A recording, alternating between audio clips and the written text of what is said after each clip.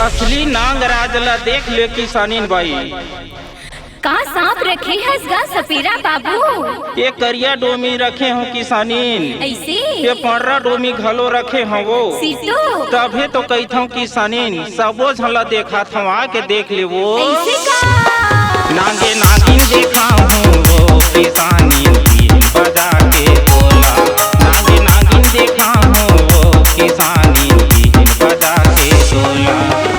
गौवा तो मिला हथर के लाने हम आए हम तोरे द्वारे माँ।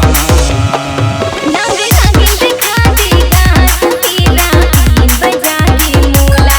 नांगे नागिन दिखा देगा सपेरा बीन बजा के मोला।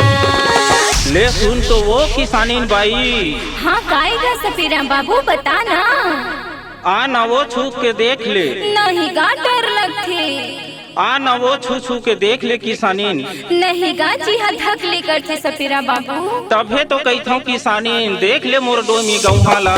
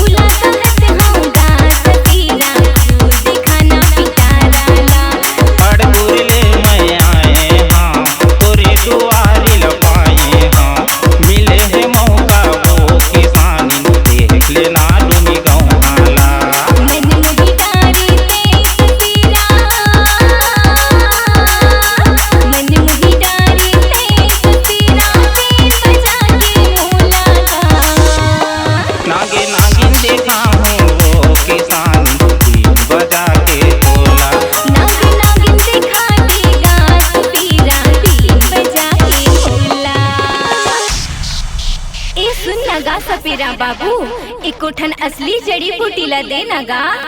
तो ला असली जड़ी बूटी ला दे हम किसानीन बाई। ऐसे मोर रहत ले नकली ला नहीं पावस किसानीन बाई।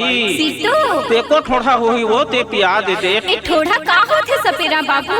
ठोड़ा ला नहीं जानस किसानीन, ये ला मऊहा के झोर ला कहथे वो किसानीन होय ते दे देना। ए ले सपेरा बाबू आके बैठ जा पी लेगा। करिया डोमी गो सेलहा है पर्रा डोमी अतियावत है। मोर रहत ले वो किसानीन टूट मर के देख ले।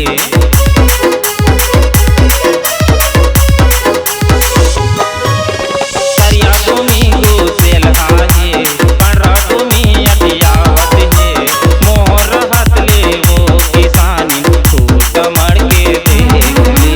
डमरू बीन बजावत है नाग नागिन नचावत है। तुला कहत होगा सपेरा दीदी मुला जग मोहराला। मन मुही डार है तय किसानी, मन मुही डार है तय किसानी। आए हम तोरे द्वारे माँ।